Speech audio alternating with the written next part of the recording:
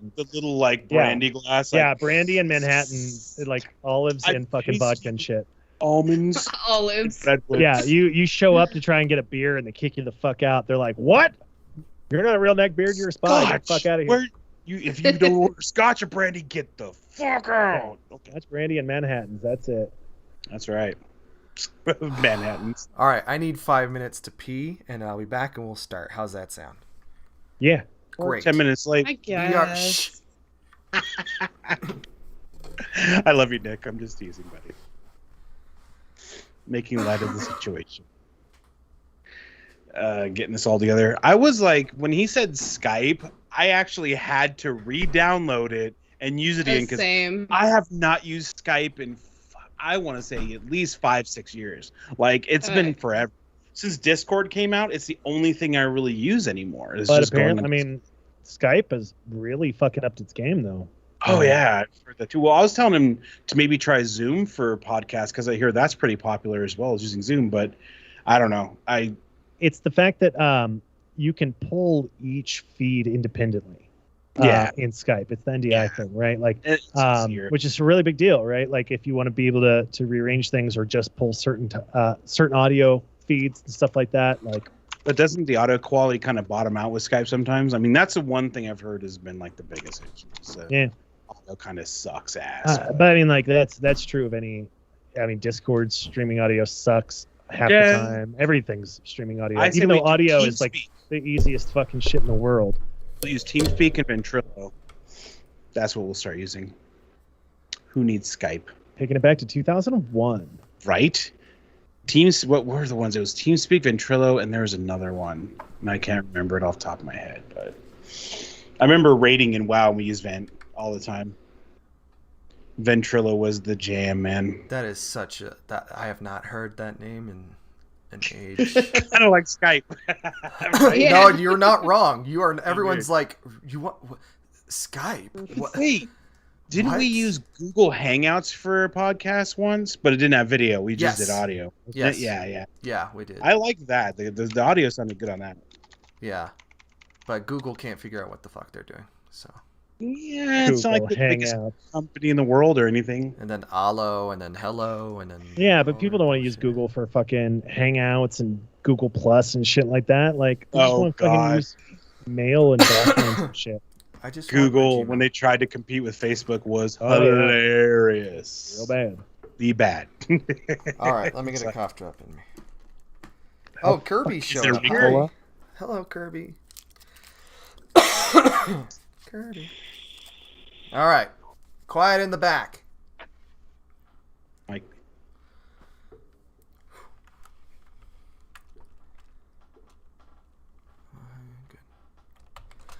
Ladies and gentlemen, we're late. It may not be the first, but it is the Nth Forum. We've made it to episode number 3 for July 1st, 2021. That means 2 whole weeks of content. I think that's getting real serious. Depending on who you ask. Don't ask me about that. That's just strange. We have a wonderful show for you tonight. I have the most incredible panelists in here. We have like a full house. I'm so excited to moderate this so that more than 2 people can talk at once. It's going to be great. First up, who's in here? We got video editor and gamer mom Victoria with a K. Welcome. Hi, thank you. Hailing from youtube.com/smirkingpixel, it's Jace. How's it going, everybody? Welcome. That's not who I was thinking of, but it is Kelly. How you doing? You're hailing from the world famous TikTok? That's right. That's where I'm at. You are you are the clock that is ticking. And always. Political commentator and Salt Factory on Twitch and in real life, I am discovering all of the time. All the time. Nonstop. It's Rain 101. He is really bringing up my sodium content. I'm going to be peeing all night. Everyone, welcome. Thank you for being here. That's why the ladies like me. Keep them peeing all night. That's a tagline and a half. Watch this content. It'll keep you peeing all night. Fucking night. That's your new tagline, Rain. Just saying. Keep them peeing all night. That's right. I'm going to be on Twitch. What's going on, everybody? Don't How be are we on doing? Don't be on Twitch. during a stream on Twitch. Let's be clear here. We're not starting another meta. What is the Twitch meta? The urine meta is really confusing. I don't know why everyone's on the bandwagon. I'm navigating it, but I just can't. We are. I mean, let's be honest. Some of those hot tub streams were also urine streams. What? Everyone pees in the pool. You might be correct. Oh no! I don't want to. But I don't aren't even. those always in their like living room too? Like that's. Oh yeah. Could you imagine if it just leaks water and their lease is just screwed? So like it starts dripping on the person beneath them. Is the whole like peeing in chlorine thing? Is it like Grown Ups, where like the water just around you becomes this like dark liquid? I've only seen it in the trailers, but I don't know if that's actually how it works. Haven't you been to a swimming pool before? I have literally, I have peed in every swimming pool I've ever been in. And no one has ever been like, that guy just peed in the pool. Like, it's could you imagine if you like had like a list? Okay, I'm at 20 pools I peed in. I must get to 50 or something. Is there an app? I don't have to imagine, baby. I got a waterproof note phones. The second I dip in and pee, selfies in every pool that you peed in this one, peed in this one, peed in this one. Is there a hashtag we can use for that? So we can follow your adventures across the pee frontier? No. This is for my personal self-actualization. This is on your OnlyFans. the peeing pilgrimage. You can't discuss that website. Pilgrimage, I like that. But I would. We call it the OF. Yeah. Don't call it that. Oh, don't. The OF? Are we not discussing that? Okay. No. I mean, it is against TOS to discuss it, but yes. Okay. That was an Arrested Development reference that went over almost everyone's head. It did. It has been a long time. Points to Victoria. It's been a very long time.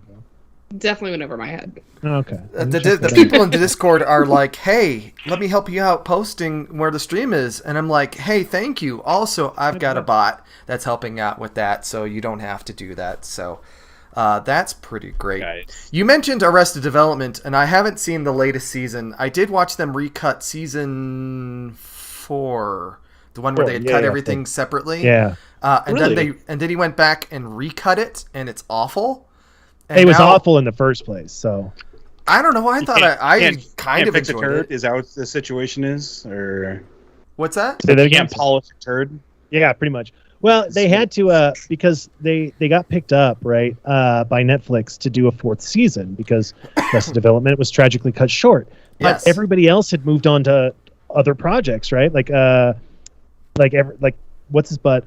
Job was doing BoJack Horseman, and they were all doing other stuff. And he had to literally dress as a horse. Yeah, absolutely. What? Just for immersion in the studio. Crazy. And so half of the scenes are like 2 actors in the same room who are clearly not in the same room because they had to like splice a bunch of because they could get Patrick Bateman on Tuesday, but they couldn't get Henry Michael Winkler. Cera until Friday or whatever. Awful. So they had to do a lot, and they hung a lantern on it at one point where Job and Buster are sitting across a table from each other, sliding salt and pepper back and forth, and they're doing all these editing tricks, to imply that they're in the same. But it's like the kind of bullshit that you do when they're clearly not in the same room and they're trying to cover up. And they just did it over and over and over and over again. But it's not good. The new seasons are not good. Yeah, but you know what? We've got I actually I want to talk about the agony of monthly subscriptions here. We were talking about it last week with the Twitch streaming and how it seems like every other startup has an extra monthly thing, like the one I just encountered trying to get the stream up tonight, Restream, you dicks. I don't know if that's against TOS, but messing up my stream. You can call a company a dick for sure. Oh, for sure. Because most companies are dicks. That's very true. They're in a job to be dicks. Dicks Co. Okay. That's your new company name. It is. But there are all these monthly subscriptions for streamers, and they lure you in because you're thinking gosh, I could really use that. That makes a whole lot of sense, and it's only $6 a month. But then you're also watching Netflix, and then you're also Disney Plus and Paramount Plus. Apparently they're filling up Paramount Plus with a bunch of stuff, like the new Rugrats. because that's what millennials love, is the new iCarly. Sorry, I just threw that in there. Ooh, iCarly's back and she's edgy. Like, sorry. And then there's Game Pass, which they had a discount code. That's worth it. Like $1 for 90 days of something again for the ultimate. I'd love to hear your guys' trials and just agonies and just terrible things. I want to start with Kelly, because he's the one who introduced me to pretty much all of these monthly subscriptions. Oh my god! Tell me all about your nightmares with this stuff. Well, I mean, I have like every single monthly subscription out there, and it's not good. Oh, right. No, I do. I mean, like, it's like Amazon, Netflix, Hulu, like the more expensive Hulu with the no commercials, HD shit, and then Hulu. Yeah, the Hulu. I've got Disney Plus. I've got YouTube Red, which YouTube Red. YouTube Premium. No, wait. I love YouTube Red. I've got it too. Great. I've got YouTube Premium. Hey, it was Google Play Music, and I got so used to not having any ads on YouTube, so I've kept it, even though I also pay for Spotify. So it's like what? Get it? I'm so glad I'm not alone here. Spotify. Isn't this normal? Is this normal? Kelly, we need to help you. I just canceled my car wash subscription. We're about to intervene. A car wash subscription? You can do that? Of course, they charge you quite a bit of money for that too. I also I paid just so like much money for it too. It's Colorado. It's Colorado. It's always dirty. Dusty, baby. Okay, I guess windy, I suppose. But okay. Hold on. Has your car been made in the last like 3 years? No. Then why do you fucking care? I know. No one cares. I know, but still. Yeah. So then I also have my GitHub subscription, which for like programming, and then I've got my Reddit Gold subscription.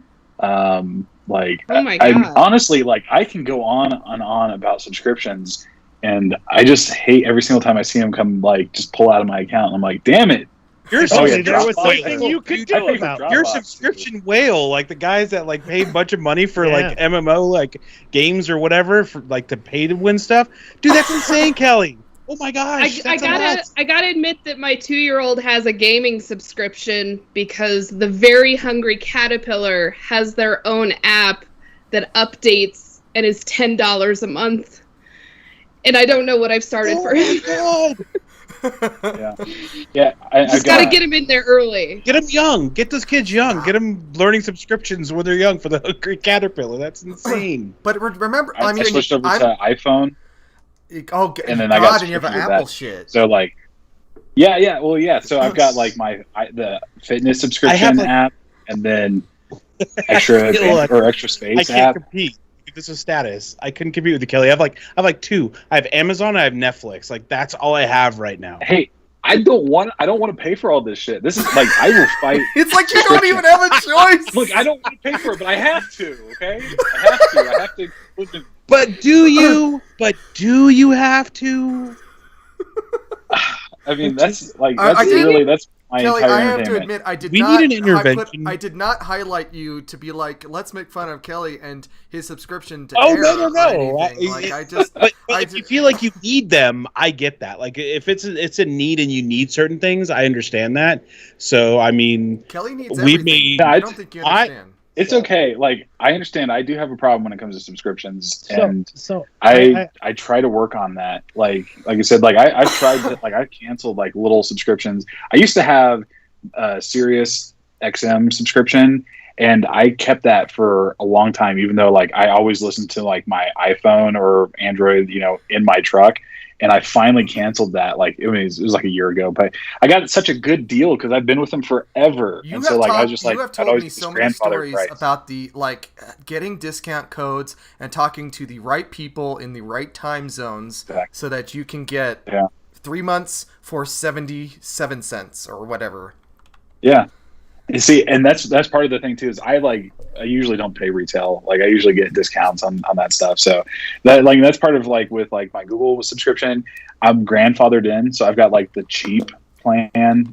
So it's so I feel like if I cancel that, and if I ever want to go back to YouTube Red or whatever, then I'm gonna have to start paying more. Even I know it's really fucked up logic, but it works in my head until I start talking to people out loud, and then get. I mean, if you're using then I get those looks, and it's well, if it's being used. Well, I mean, I guess I can use it. Yeah, I got Amazon Prime, and Netflix. I pay for HBO because there's a lot of really good shit. I like to rewatch The Wire at least once a year. Oh, fantastic!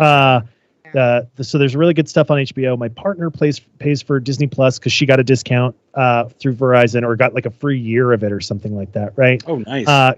Game Pass and stuff. But when I live on the fucking margins. Okay, so if I'm man, I want to go to the grocery store, and I pull up my account and sorry, I'm I hate that stuff. So that was always my thing. So then once streaming services, you're a dub guy. It just no. I'm saying whenever they would have, dubs are preferable to issues. Subtitles, where there would be hard coded subs. That bothered me. So I hate subtitles. That's why I don't like watching a lot of foreign anything. But so it just became a convenience thing for me. So and I just haven't stopped. Well, here's what sucks with that, and I'm going to tell you my story is that I had HBO Max, but I wasn't really watching it. So I go to check the account one day, and I'm like, what the why are we still paying for HBO Max? I actually went and canceled it because I think that's what happens is when you get all these subscriptions, you don't use them, but you continue paying for them. It's like a gym membership. You're going to go one day, but you never do. And it happens for months. Yep. Yeah. I pay Google for 200 gigabytes, and I pay for it by doing surveys. So it's here are these 5 places that you obviously weren't at. Were you at one of them? And I'm no. And I'm cool. Here's Google 10 reports? cents. Is that what you're talking about? Yeah, Google rewards. Yeah. So that feeds my because I remember I've got one in 2 years, but I have it. 17 years ago when I got Google Mail, Gmail they call it. And I got a gig free with it back when I was deleting all my Outlook emails. Yeah. And that was gig was amazing. Fucking massive back then. Mm-hmm. Right. Nick, you and I have talked about that. Gmail came out and it was you just get free email with a gig. Oh my god! I can send MP3s to people. I'm out of here, Hotmail. Yeah. I'm out of here, Yahoo. Yahoo Mail. Yahoo. So I pay also for a Hotmail Plus account, which is $20 a year. What is that? Yeah. How many? Do you want to just make a list and we'll just put it up here? We need to have a checklist. Do you have this one? Okay. Do you have this one? Okay. We're just gonna go through a list for you. Yeah. Yeah, but see, because I that Hotmail Plus subscription, back whenever they would add little ads at the bottom of every single email, you'd send out. That's why I got that, and then I hated having ads inside there, and I don't know what they've done with it now, but I think it's extra space is what I'm paying for. So just Google has that too, That's hey, what? That's Hotmail Plus. That's okay. That's a thing still. That's 5-6 years ago. It's insane. That's MySpace.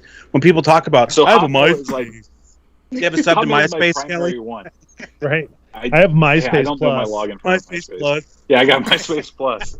I'm paying for MySpace. I'm the person that keeps MySpace servers. Right. I'm the one who can really pick out the song for their profile. And glitter headers. The top 10. Yeah.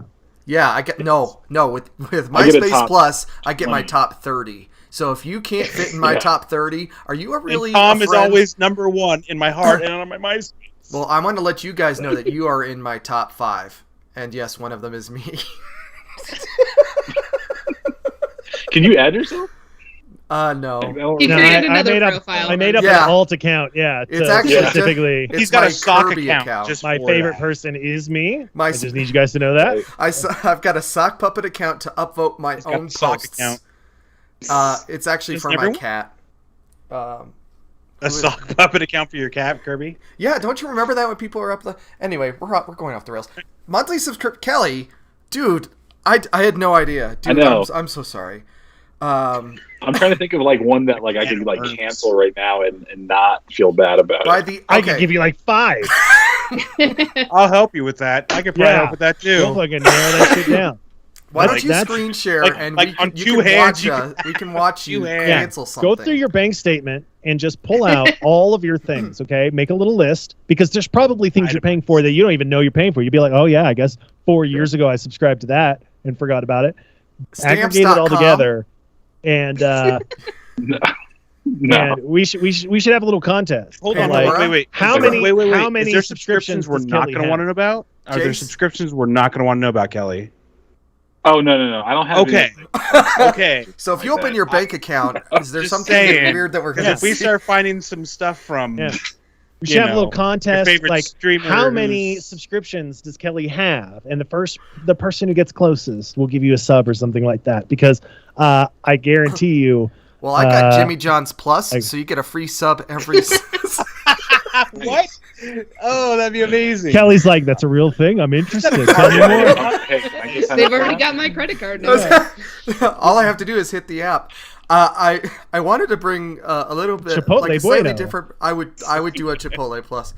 I would absolutely. I would. I ain't gonna lie to you. Chipotle Plus. I worked in cable, Time Warner Cable, and I was definitely in the midst of people cutting their cords, and we were talking about it before the show, about people cutting their cords, getting rid of that stupid terrestrial TV, unless we've got antennas because we're smart. And, like, we're getting rid of this $60, $70, $80 a month cable bill for our TV, not internet, just the TV part, and then we're swapping it in for all of this stuff. To replace it, and somehow those guys are winning, and I actually imagine they're making more money now with us piecemealing, nickel and diming us with all these different services. Although I don't know about the monthly car wash thing. I don't know how that fits into what's going on. But when you describe that, I don't know if anybody watches South Park. You ever see the episode with the guys who do the cable, and like every time anybody would call to complain, they had these little flaps, and they would like. Be like, oh, you got a problem? Oh, that's terrible. It's so terrible. Tell us more. Oh, we're the only game in town. Sorry. Like, that's what it makes Comcast, I think, right? Yeah. Like, they're making fun of Comcast. It was hilarious, but it's so true. Like, but the thing is, like, go ahead. Sorry, I didn't mean to interrupt. Oh, no, you're fine, man. Go for it. Oh, no. I was just saying that I just think it sucks because it creates this need for it. And it did for a really long time. Like, I don't know, like when I was a kid, my parents had the cable box programmed to this number of channels, and if you didn't have that, you got a terrible like radio antenna picture. So I think that they were definitely exploiting, monopolizing in that time frame. And once the new mediums started coming out and the new technologies, and you got streaming, scared the crap out of them. Because I remember Netflix when I used to get DVDs in the mail. Yeah, I still have some Netflix DVDs I never sent back. Yeah, but they let you keep like those. NCIS. What? They charge you $30. I still got some GameFly discs back there too. Just kidding. Sure. Don't you guys remember Quickster? Yes, but that's the thing that sucked, is that you didn't have a choice, but now there's choices. It's like you're screwed. Like, the only thing they can provide now is cable. I will tell you right now, I have a cable connection, but I do not pay for cable TV. I pay for the internet, I pay for a phone line, and I'm done. I do not want that garbage, because I want to be able to choose what I want to watch.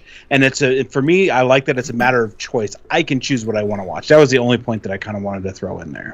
And I think that's the first thing that occurred to me, right? Like, I can pick what I want to watch, when I want to watch it. I don't have to wait for it to show up at a certain time. But something interesting happened, right? Netflix comes out and creates this brilliant like streaming platform, right?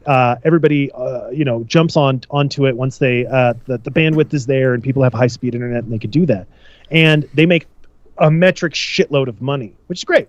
It's not, but it is. And so other organizations go, hey, we could do that. Like, we could build that and compete with them. And ideally, right, that should drive prices down. Ostensibly, if you have competition, you should be competing for that market and have a lower subscription price.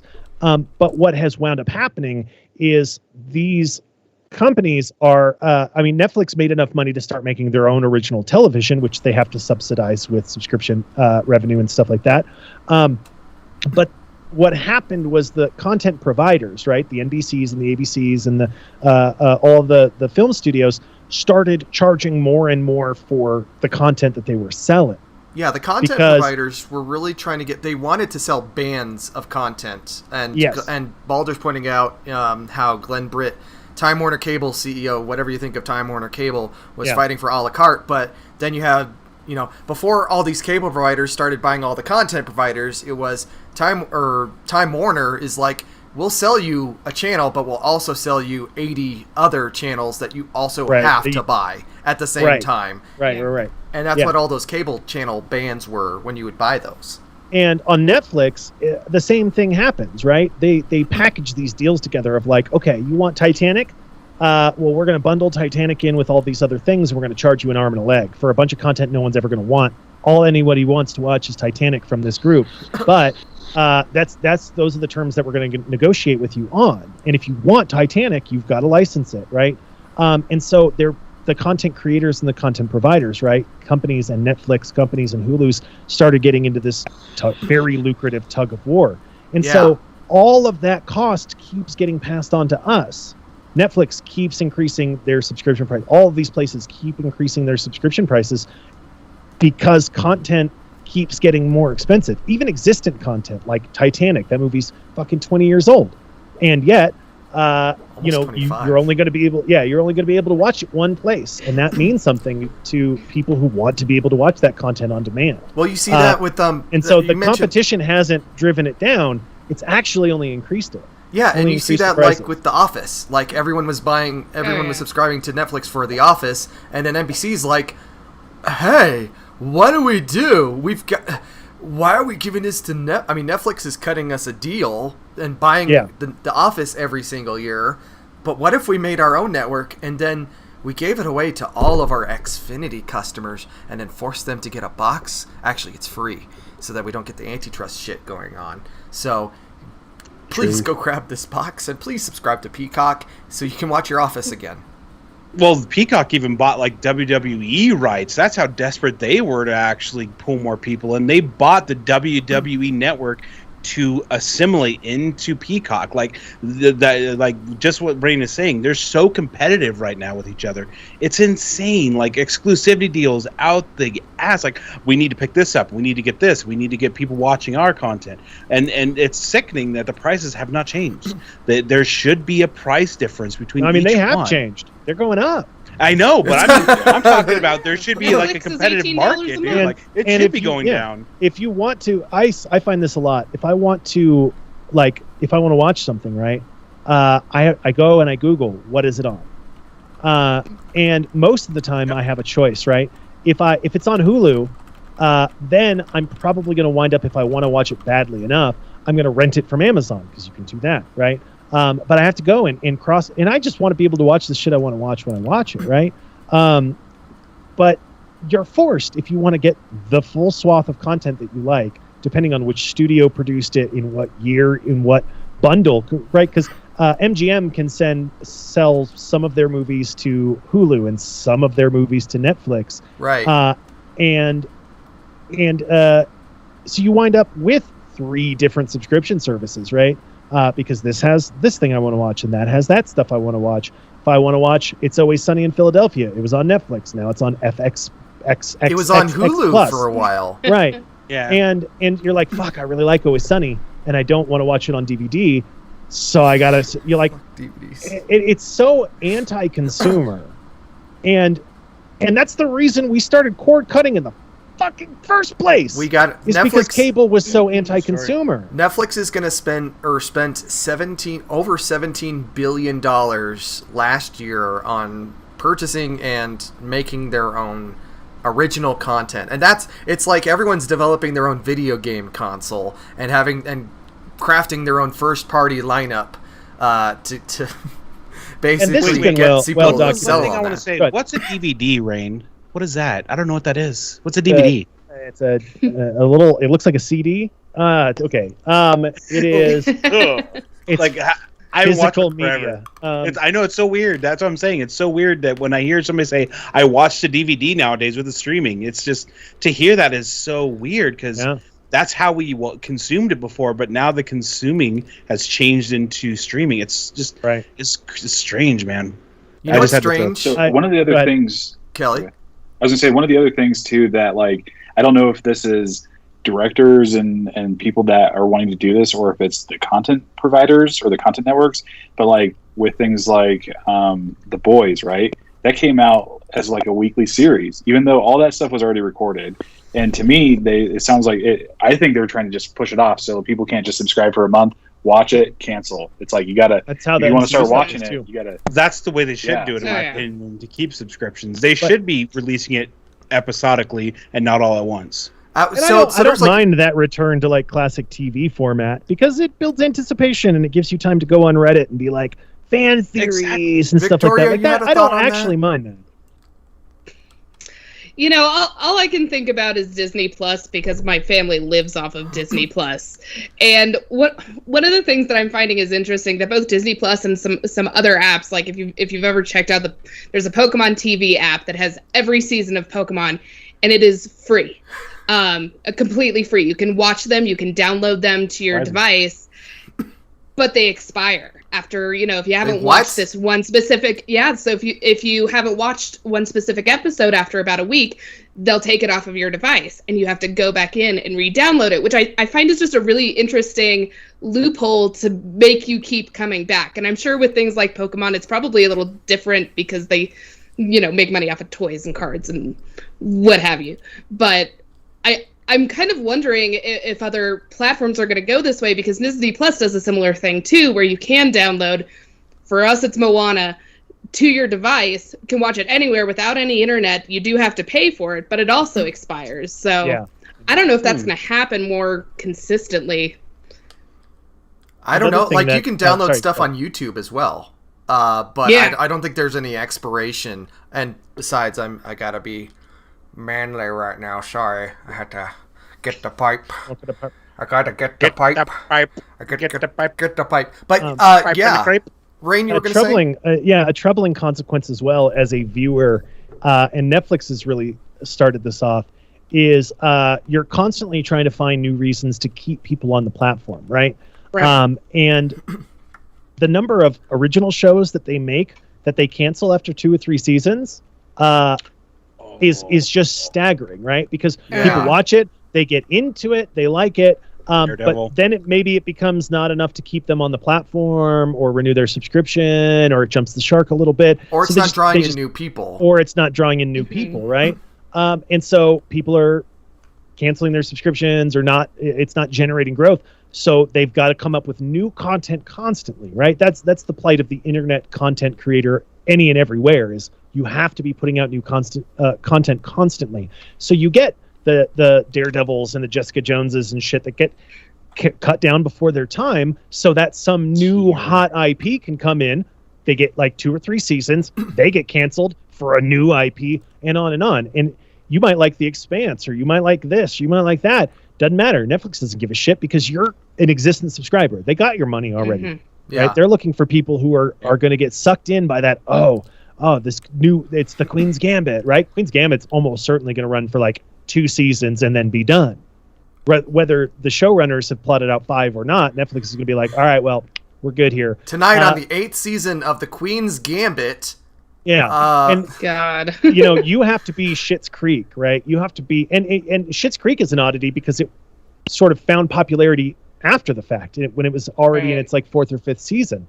A lot of shows, they don't make it that far, and so it's changed the way that scriptwriters and producers are making television, and that there's good and bad to that, right? Like if you have a really tight, 3 season narrative arc. That's great, but we would lose shows like It's Always Sunny and The Wire, and so many other like really phenomenal TV. Breaking Bad probably doesn't exist in that future. In 2021 if it starts now, right? Yeah, in that it goes 3 seasons future. And ends, and we don't get the last 2 phenomenal the last 1 phenomenal season of Breaking Bad. Season 4 is pretty good. Season 4 is pretty good.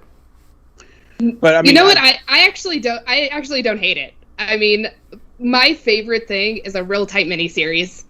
Sure. Honestly, if what that's doing is encouraging better miniseries, then I'm fine with it. And yeah, there's going to be some that are cut too early, but honestly, I would rather see something cut too early and be still good and also get really good miniseries than have a bunch of garbage. Yeah, we don't need 5 seasons of Arrested Development. This brings up an interesting topic because my wife is a binge watcher. Like, I remember trying to get her into a show, and she's like, "Is it done?" And I'm like, "What, the show?" She's like, "Yeah, is the entire show done?" I'm like, "No." Well, I'm going to wait until the entire show's done. I'm going to binge watch the entire thing. Like, I think she's binge watched like a few different shows, and she'll go back and re-binge watch stuff.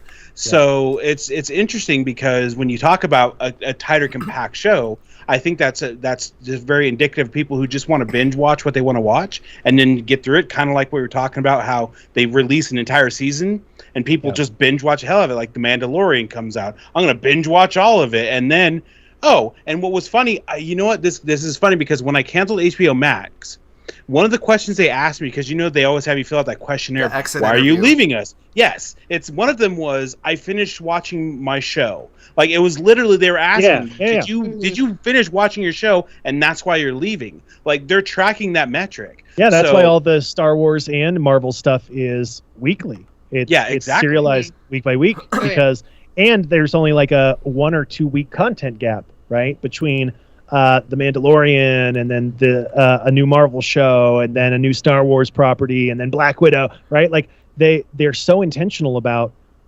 making sure that there's not a big enough content gap of new material ever. Yeah, that's some strategized architecture right there. Once you unsubscribe from Disney Plus, you're probably not going to resubscribe again for a long while unless something like like once you've made the choice to unsubscribe, you're not going to a week later be like, I made a mistake. You're going to forget all about it. And so they have to keep churning out this new content to keep you on the hook and to pull new people in. And I'm Victoria, I agree. Like, I like to watch a complete show, and I like smaller, tighter, more thought out. Like Breaking Bad was meant to end where it ended. It was plotted to begin and end that way the entire way through, right? With adjustments and pivots along the way, but like they knew how it was going to begin, middle, and end. And I love television like that. Yeah. Nobody likes aimless, rambling Babylon bullshit 5. Like me. Supernatural. Right.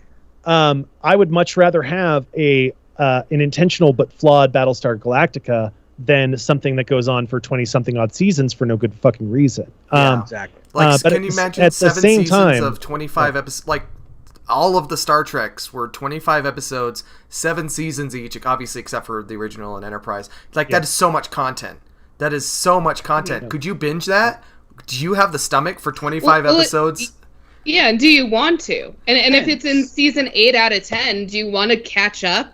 Right. Just to finish the last 2 seasons with everybody else? I know that I don't want to. I'm sure other people do. No, God, no. Yeah, no. Yeah. Does anyone have...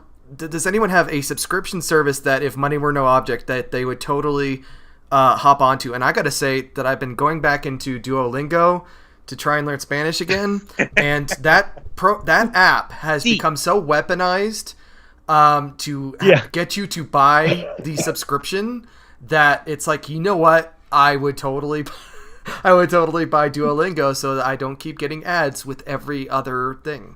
It harasses you. Have you done your lesson today? That's fine. That's fine. It's I finished my lesson, and it's like, you know what? You could give us money to do this thing, and then you wouldn't stop looking at this ad right now. You would be learning Spanish or whatever. Endangered languages. Give me that Grubhub Plus, DoorDash, whatever it was. Yeah. I have DoorDash Plus. It pays itself off. That'd be great. Yeah, don't. See, I forgot I have that one too. Of course, we know. We're just going to assume that everything that Kelly has everything. We're aware. Yeah. What is that's already there? Plus? Is it like? For me, it's the really niche stuff that tends to be really expensive because it's niche, but it's the niche that I'm interested in. I recently joined a band, and I don't know shit all about music theory, and I want to learn it. and everything that is like piano lessons, music theory lessons, and stuff like that is like $20-something or more, sometimes upwards of like $50 a month for, you know, and it's a lot of content, but it is very, very expensive because you're not going to get, you know, Netflix numbers for piano learning apps or whatever, right? So, but a lot of content, a lot of time and energy goes into that content, so they have to put a premium on it. Like, I'm fine paying for Spotify because I use it all the time. Yep. Every single day of my life, I use Spotify. I like not having ads, right? I'll pay for a Twitch subscription, right? I if anything, I would, you know, if money were no object, that would be like my number 2 is like tier 3 to all of my favorite streamers, right? Because I want to support them. But honestly, you should just donate to them because then they got all the money and they don't have to split it with Twitch or whatever. But yeah, well, exactly. But for me, it's I find in my very sort of weird, wild, diverse, and crazy life, finding myself wanting to learn new things all the time, and it's always that weird niche thing where I'm like, fuck, man, I can't drop $50 a month on piano lessons, even though back in the day, if you wanted piano lessons, you're paying a real human being and you're going to their house, right? And this is actually giving you more time and more content, and you can curate your experience, but our brains get a little twisted up with that. And mine certainly does. Yeah. Like, I would spend $50 on a piano lesson from a real person that is actually less valuable to me than $50 on an app for piano lessons where I don't just get an hour. I can spend 16 hours a day playing piano if I want to, right? I was going to say, that sounds like Skillshare / Skillshare. And through Skillshare. Sign up today. The first 7 million people who use this code are going to learn about piano from their favorite. That code's pretty good, though, because they'll do it for like 3 months, man. I'll be honest with you. I've seen those Skillshare things, and I almost did it because it was like super cheap. There was also that masterclass thing where you have all these celebrities that are doing stuff, and it's like, are people actually learning anything? I don't know. That's a whole other thing. Well, you can always go pick up, you know, Jake Paul's masterclass on how to be a content creator and entrepreneur. Super good from what I hear. Team 100 million, I know. Yeah, it's amazing. That's my next subscription. God. To be fair, he is a much better content creator than any of us. So that's true. I think he's a better. Is he a better marketer. content creator? Or is he better at monetizing it? He's better at marketing to children. Yes, that's what he is. He's better at marketing to children. Like, and it's funny because he has his a course in demographic. that. He targets it. And he's successful. I'm not hating on the guy for that. I'm just saying that guy sucks. But he really as sucks. As a person, he's vile. But what I'm saying, but he's figured out how to market himself and market the brand, and that's the biggest thing. Like what is it? Buy my merch, and all the kids are like, "Mom, I need to buy his merch." Anyway, yes. And now we're back to hot tub. Yeah, God, snip that out. That's a highlight right there. Speaking of things that suck that aren't people, Windows 11 will leave millions of PCs behind, and Microsoft is struggling to explain why. I'm looking at this article on The Verge.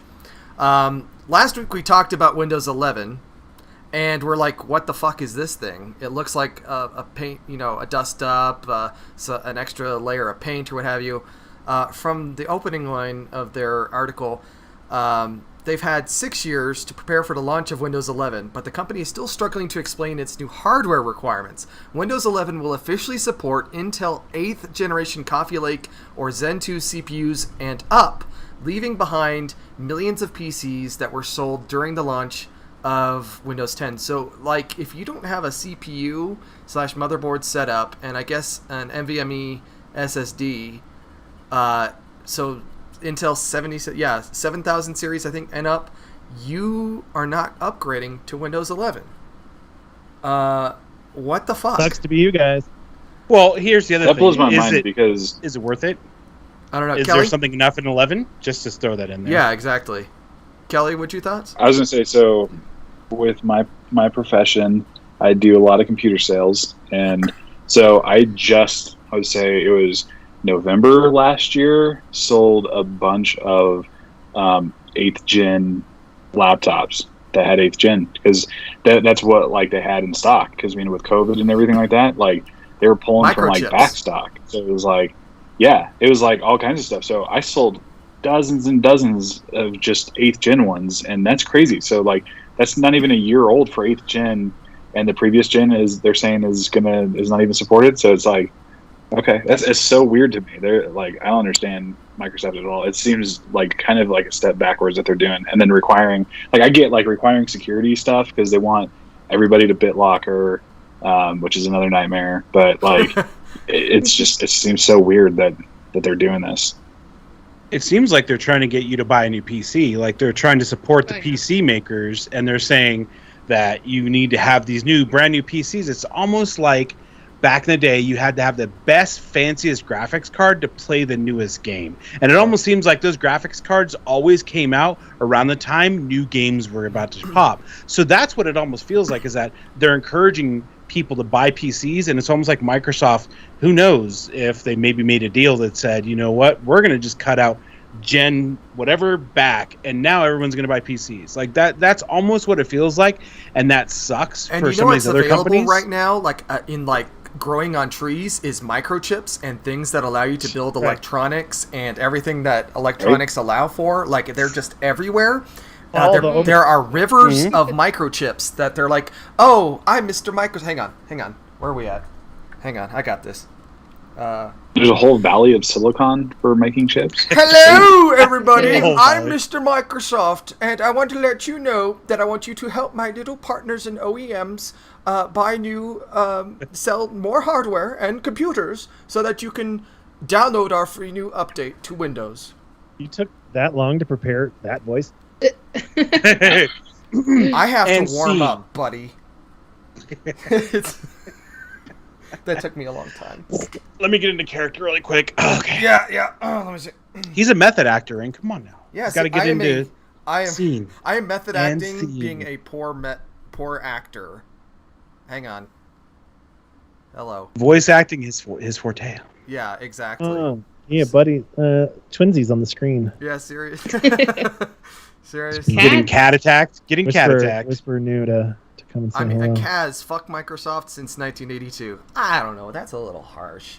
But yeah, I mean, there's got to be something going on in the back end. Like, I mean, I don't necessarily think Microsoft is like PC sales are hurting, right? Like you can't get a graphics card to save your life. I have a 970 in my computer, and I could sell that thing for $500 or more right now. Like, that's insane. It's not worth that. I have a second one. I should sell that. Yeah, like they're not hurting to get people to buy PCs, and I just think like it's another modernization thing, right? Like they want people on newer hardware for sure, right? The whole sort of like you have to have an M2 SSD, right? Which not a lot of people know that they even have. I am pretty tech savvy, and I was like, wait, this thing's a fucking hard drive? Neat, right? But I figure that I think, and I could be mistaken on this, but I think that Microsoft is looking at security and updating security after SolarWinds, and I think what they're trying to put out, and part of getting people to buy new PCs, but also upgrade their hardware and change a bunch of their shit, is so many systems were compromised. I mean, literally incalculable. And like, I don't know like jack shit about the SolarWinds thing anyway, personally. But it is impossible to know how many computers, because it is so many. It's so pervasive in government, in finance, in business, in industry, everywhere. And I think they're trying to get people to not just upgrade computers because it's lucrative for them, but also to have computers that can run higher level security stuff or handle higher level encryption or any number of different things, because and just install a new version of Windows that allows them to patch out security vulnerabilities that allowed these kinds of hacks to happen, all of this sort of stuff. I think that there's a security angle to this. Definitely. Because it is really impossible to overstate how devastating the SolarWinds hack was and is and will be for literally years.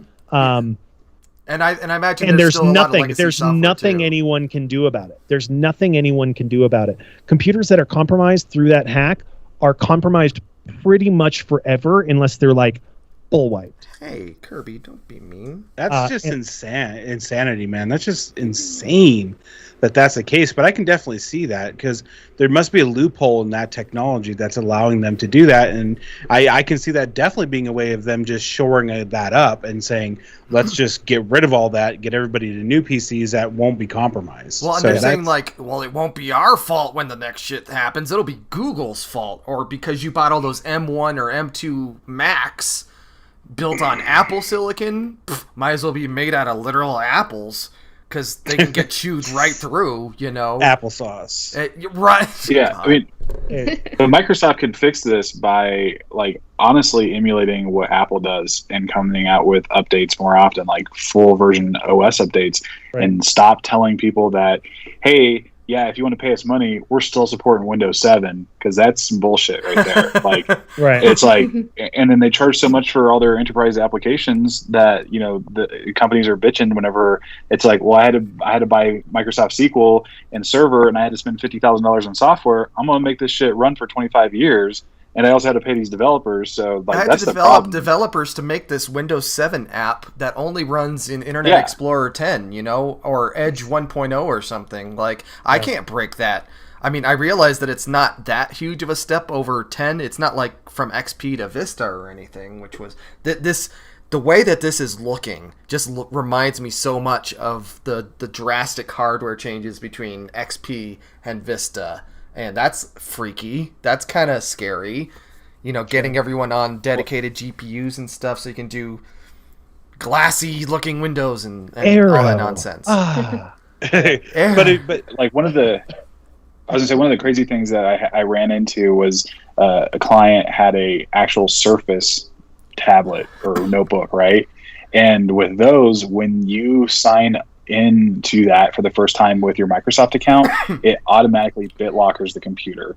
And if a client doesn't understand what that means, and then they do something with, you know, needing to mess with the BIOS because they need to update firmware or something like that, and it BitLockers and asks for a key, and then you're stuck. I had that happen with a client, and it's like, okay, and then the hard drive, you can't just pop out the hard drive on the Surface because it's soldered on the motherboard, so that computer is basically bricked.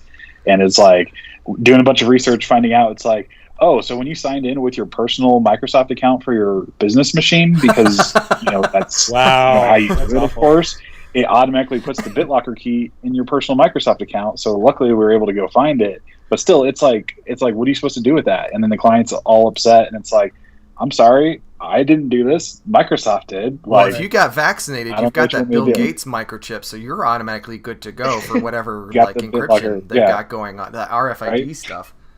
But the funny thing is, and this is scary, is that, and I know from experience, and Nick knows this too, in the retail sector, they use some of the most antiquated software to cut costs. That they would be so screwed by this, because in a previous retail company I worked for, there was like 30-year-old software they were still utilizing for inventory management, and it just blew my mind. Like they were using the last version of Windows, because they had, like you were saying, to buy all those licenses, it's super expensive. So these companies are going to get hurt by that. There were point of sale machines until they finally forced people to stop using Windows XP. Up until a few years ago, you had retail POS machines still running on XP, ATMs on 20-something-year-old software. You know, because like Kelly, you were saying, Jace, you were saying, like, if you make an investment into, okay, we're buying 50 POS machines or whatever, right, and they run Windows XP, I don't want to touch that ever. I don't want to every single year spend money on a new license or on new, better software, right? Because the liability for if that thing gets hacked is covered by the FDIC or by my insurance or whatever. Like, why am I going to spend good money upgrading my equipment when if somebody does use some sort of exploit or vulnerability, I'm covered. Yeah, the consumer's ass out, but it doesn't matter. Yeah, exactly. Capitalism at its finest, for sure. That's the way it goes. So I'm very interested to see insurance. How this rolls out. Okay. No, go ahead, Kelly. As I say, like insurance companies are actually picking up on this, because you know they kind of looked at cybersecurity as just like, hey, this is just another thing that we can tack on. You know, charge a business $10-20 a month, say that they're covered for $1 million, and then shit like everybody gets ransomwared and then they're paying out $1 million.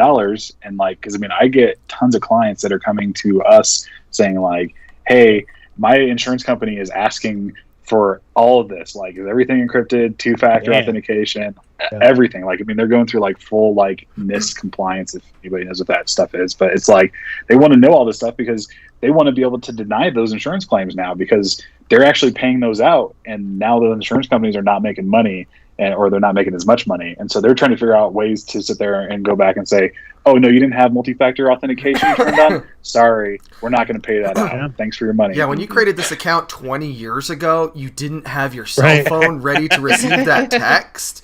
Like, God, nope, we're not covering that shit. 5 cents. Fuck you. Shame. Seriously, you got a text plan for that. So, yeah, that's going to be very, very interesting to see how that rolls out. That's out later this year. And after, I thought they were going to, like, get to Windows 10 and then cut the 10 off, and it would just be Windows. Just, like, forever. No. You got to know that that it's an increment higher and better. That's what's going to continue to happen. Gotcha. Which one's better? Is it Xbox 360 or PlayStation 3? I think one is 357 Xbox more than One? the other. Okay, let's not talk about Dan Matrick. We don't bring up his name in these corners here. Sorry. It's all good. Hey guys, gaming. Let's talk about gaming. We were talking a little bit before I'm going to switch up my Chiron there. Oh, the tyranny of addictive games. I just finished reading Sid Meier's memoir. If you don't know who Sid Meier is, first, grow up. What? Yeah, what are you doing? Who's that? I've heard of him. God, Sid Meier, known primarily for Railroad Tycoon, Railroad Tycoon 2, Revolution 2, something to do with large empires, civilization. I think they put some sort of 4X game together that's pretty popular. I don't know. Yeah. They did at one point, and which was actually largely inspired by Will Wright's SimCity, believe it or not. But one thing that Will Wright too, but Sid Meier's known for is addictive games, the one more turn, and he talks about it in his book here, memoir. It is true, though, that once you get this one more turn thing rolling, no more turns can become a hard thing to choose. He continues, Alexei Pajitnov, the creator of Tetris, was once asked about the addictiveness of his game and whether he was disturbed by it. No, he said. What else would people be doing? He scoffed. They'd read a stupid book. Go see a movie? No, playing a game is a good thing. And then down below, Sid says, addiction is a problem, but it can happen with any type of escapism, leisure, substance, behavior, food, even social approval. And it should be addressed through individual circumstances, not the banning of excellence. And reading this book, I was really kind of taken aback because Sid Meier is almost 70. He's had his hits, but that feels like a very old world, like Joseph Lieberman and Jack Thompson are still the enemy kind of approach. And game developers, game publishers have really changed how they've approached games and how they keep people, like hiring psychologists to figure out what button's going to be better, A/B testing this and that. Jace, you were talking before. I want you to stop here, talking about how addiction has changed in gaming for you. So here's the thing, and this is what I will speak to, is for me, gaming was an escape from, like, it could have been like just being bullied or being, abused or just anything. It was an escape from reality. But in order to sustain that, a lot of companies understand that there's a reward system in every game. There's a reason for that, because it's like, I don't know. I think it's like there's this dopamine flood of just, I'm getting the newest piece of gear, or I'm getting the coolest new thing. Like whenever I played World of Warcraft, because I was a huge RPG fan back in the day, like, Super Nintendo and on through, I played a lot of RPG games. So, massively multiplayer online role-playing game, sign me up, and not only that, I get to meet new people, but it was one of those things where It was all about chasing the next big item. And it's almost like, I think it mirrors society and social status, where you can be like, I got this mount that nobody else has because I just raided this dungeon with my guild. But the sad part about it is that you neglect everything else because you're so focused on the next big thing, like you were discussing, is the next turn. And so for me, it was just really driving to that. Like, I ran a guild. I actually ran through raids with people because I wanted to get the next piece of gear. You know, it was a matter of, you know, that status symbol. But what the sad part about it is it almost affected a relationship I was in. And that's very true. There's a lot of people out there that will forsake relationships to continue getting that high, getting that rush of getting the next item, getting to the next thing. And I mean, there's news stories about parents who are in an internet cafe for 24 hours, 32, 48, and their kids like starving. Like, it becomes this thing in your brain where you have to have it. And it's like, then the social interactions as well. It's like you crave it. It becomes that drug. And it's just like you're saying, anything in moderation is fine. But when you take it to that extreme, you just get into this place where that's all that matters, you know, and it's scary. And I think with where we're at right now as a society, games are now more socially acceptable than they've ever been at any point in time. There are so many people where you can say I'm a gamer and it's not a stigma. It's not like, oh, nerd, get out of here, I'm gonna wedgie you and give you a swirly. Like, back in the day, I mean, you guys remember, like, if you were said I'm a gamer, you're a nerd, like, people treated you like crap. But now you say I'm a gamer. Oh, are you on YouTube and Twitch? Do you stream? Do you play Warzone? Do you play this game? Like, people are like excited, you know, they're like that's super cool that you're a gamer now. So I think as society in general progresses to destigmatizing gaming, it's just going to continue, and people are going to, like, you know, the people that can't handle it with no moderation are going to become addicted, and they're going to just keep going. Like Fortnite. I stole my mom's credit card and got like a ton of skins, and you know, and everybody hears that story, right? Because it's one of those things where it's become so socially acceptable. But that's just my perspective on it. Is that Victoria? Did you have a thought on that too? So I guess I'll just kind of as a parent. No, you're absolutely right. My quick backstory is that I wasn't allowed to play video games as a kid.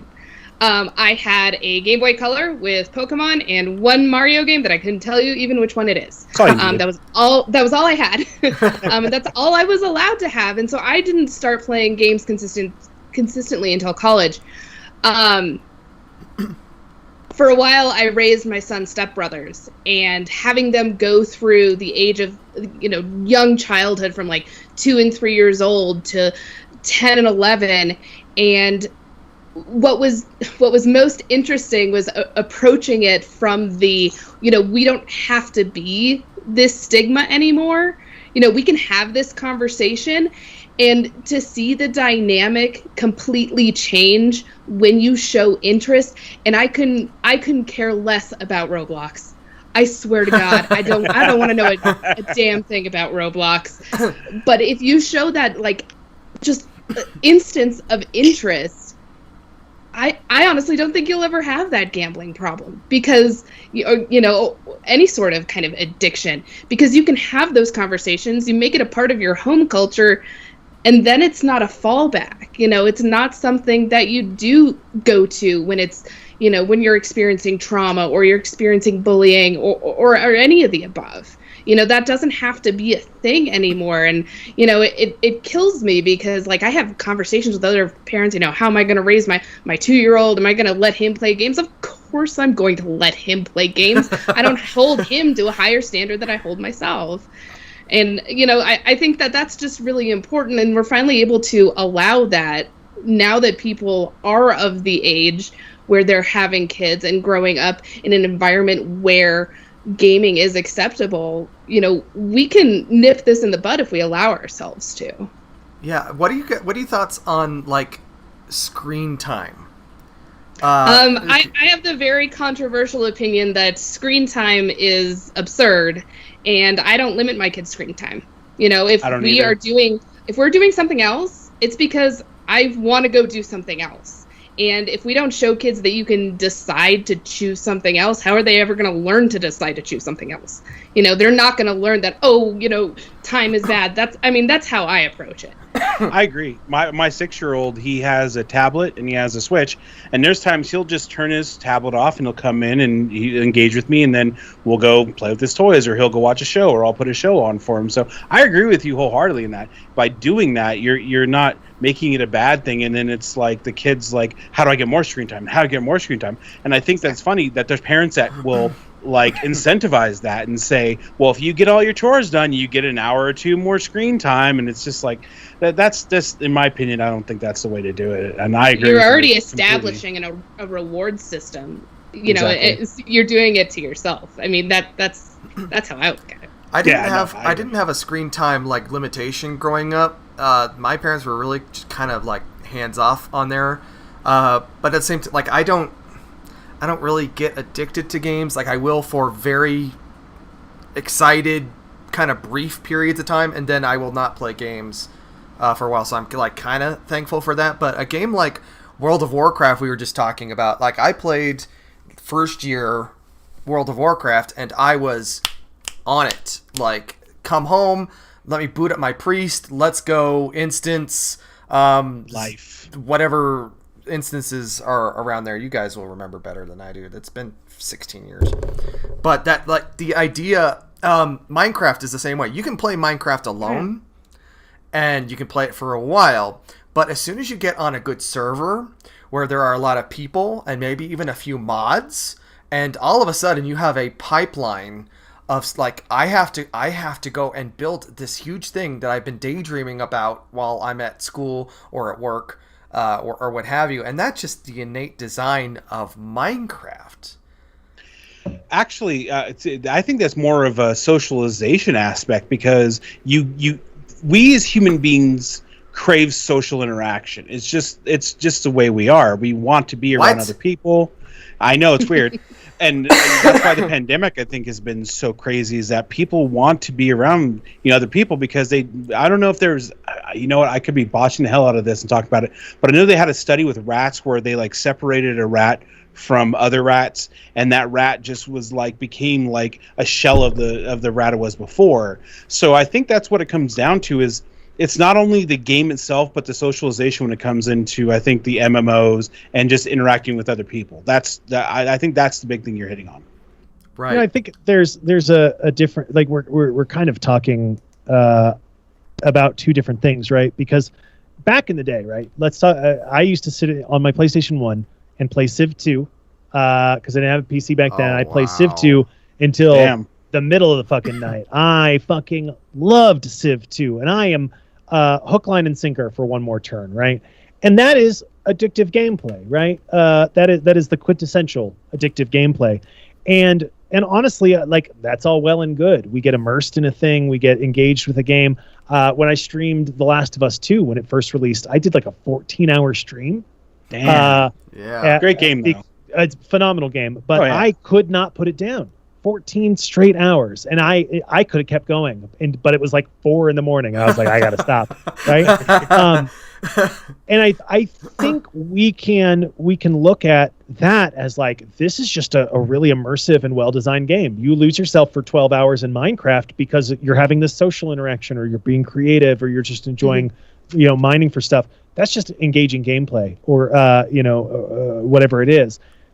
The real danger is in the actual sort of monetary addiction, right? The loot box, the spending, the gotcha games, all of that sort of stuff. Because we talked, Victoria, you and I talked about this last week, where we were talking about sort of AAA games cost way more than $70, right?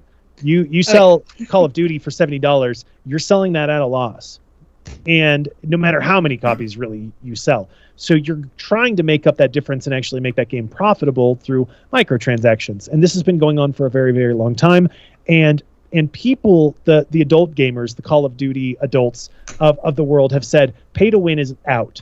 I'll pay you money for cosmetics in Overwatch. I've spent literally $200, $300 in Overwatch cosmetics on my main account because I like cosmetics, and it supports the game and the developers so that they can patch, so that they can develop sequels, develop new games. That's all well and good. But mobile in particular, right? Mobile in particular is where the sort of loot box pay to win model persists. I mean, we blew up EA on the internet when they made Battlefront 2 pay to win, and it destroyed that game's reputation for years, right? Yeah. And so console and PC game developers have learned, like, and you know, countries like Belgium and I think France have made it illegal to have these loot boxes and things like that, right? Like it's higher scrutiny, and it's adults with critical thinking skills making these decisions. But when it's not game breaking and all that sort of stuff, but mobile is where this shit really lives, and mobile is where the pay to win addictive model of Candy Crush Lives, right? Really kicked it off, where it's like, oh, you used up all your energy for the day unless you want to spend further $10. Back, dude, Farmville energy. Farmville, absolutely. You're not wrong. Farmville. God, go Zynga everything. You want to go Rage Your Friend Zynga, more? Yeah, Zynga was like the first big. You're right. Zynga was the first big kind of gotcha game developer that really sort of like perfected the model and got people spending thousands of dollars on their dumb fucking Facebook farm. They've fallen so far since then. Oh my god, yeah, but the model hasn't, right? Genshin Impact is like a huge gotcha game. Playing that, I was like, what the hell is this? And that's where the danger is, because young people they lack the critical thinking skills, and they're on their phones all the time. I'm going to be a boomer, of course, but I am too, right? I am too. But I pull up the Play Store and I see games that are recommended for me, and I'm like, that's pay to win, that's pay to win, that's pay to win, and I skip it because I don't give a shit about which version of the Screaming Man avatar you have in the game. I know what that game is, and I don't want to pay for it, right? Yeah. But young kids don't have that.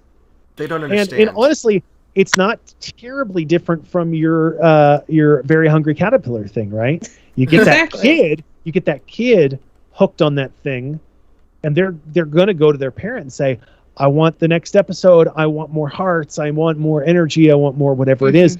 And you, as a parent, might even say, yeah, you know, it's a few bucks here, it's a few bucks there, it keeps the kid off my ass while I'm making dinner. Wonderful, right? And it's not $60 up front.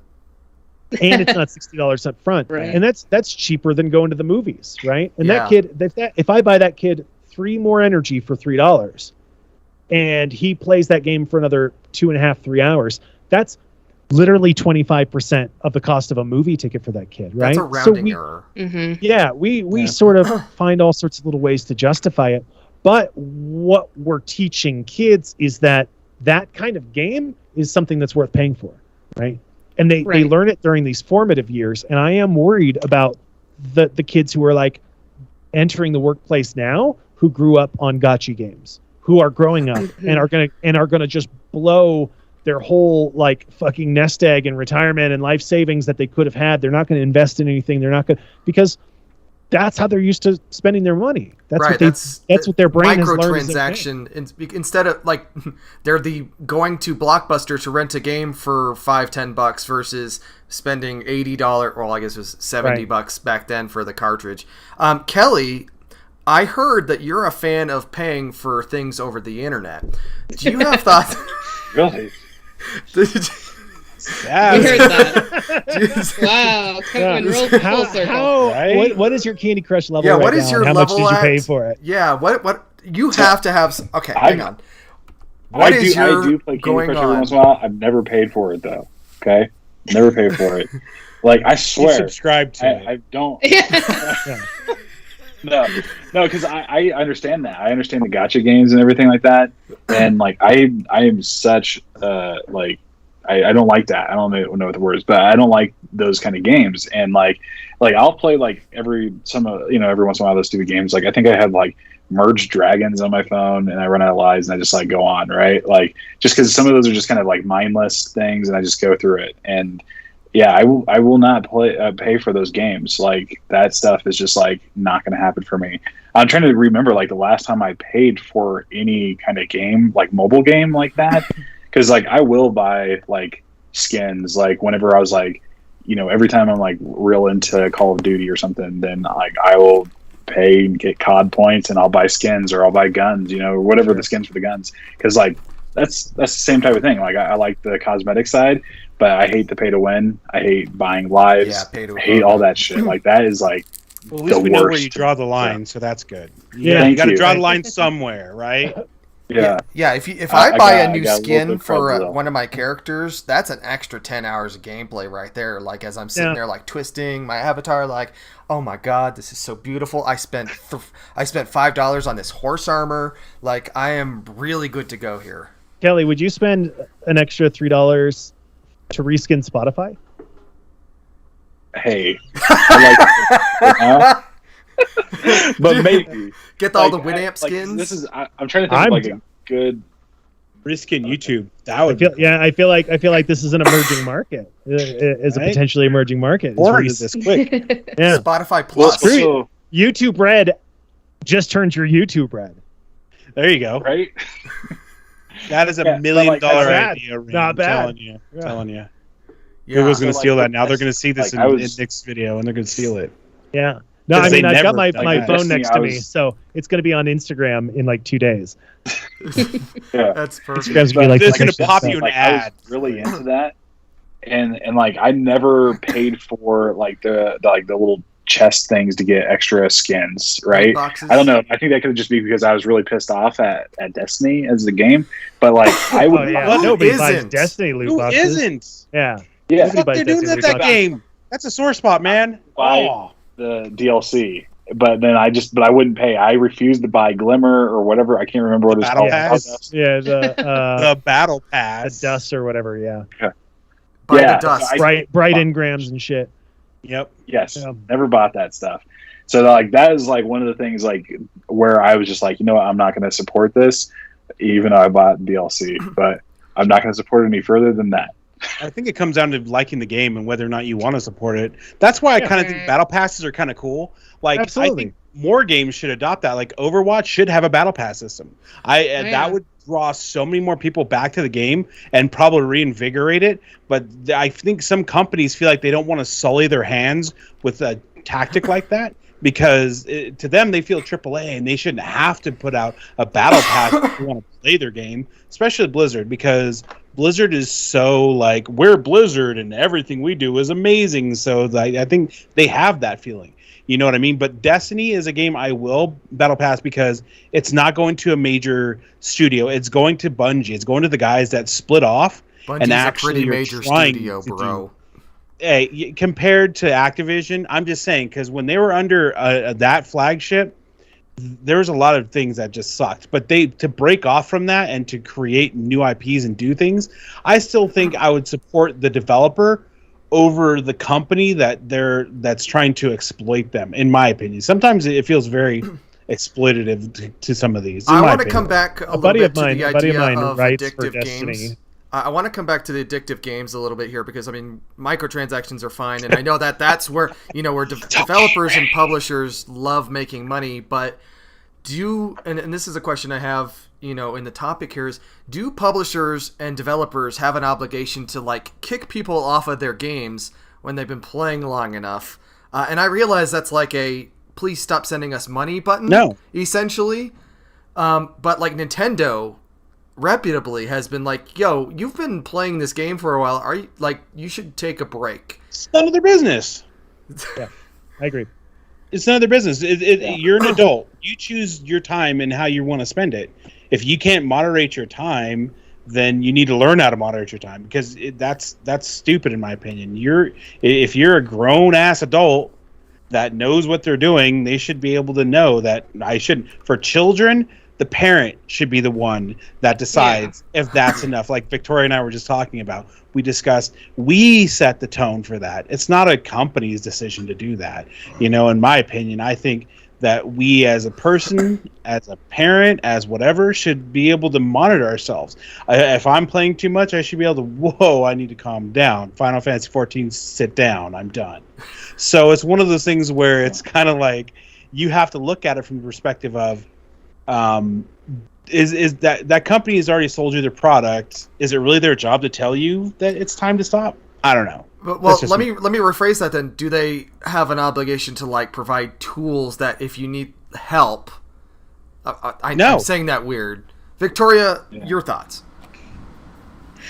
I mean, I don't think they have an obligation. I think they have a, I think it would be moral of them to provide those things, but it's not their business, Some people can, play a game for 14 hours and definitely feel addicted, but have the capacity to put it down at the end of the day. That, just because one person has done that, a handful of times doesn't mean anything. It's like Netflix. Are you still watching? It's like, well, maybe, or maybe I just have it on in the background. I mean, I hate that little pop-up. But that's to protect that's to save them money. And yeah, that's to save them on bandwidth stops. They don't give a shit. They want you. Yeah, right. Yes, I'm still watching. Yeah, right? Like still. Yeah, that's kind of the inverse question. Rain, you kind of, it looked like you had agreed with Jason and Victoria there. Yeah, I mean, I think you guys nailed it on the head. I don't have a ton to contribute, but I do think that providing people thoughtful options is never a bad idea either, sure. right? Right.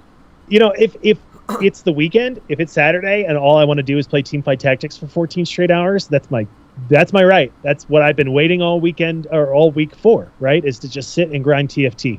And I don't want Riot being like, hey man, you played a little, you took a few eights there, bud. Do you think you're tired? You should probably take a break. I'll be like, no, fuck you, Riot. Right. I'm going to queue up again. But you can't stop me.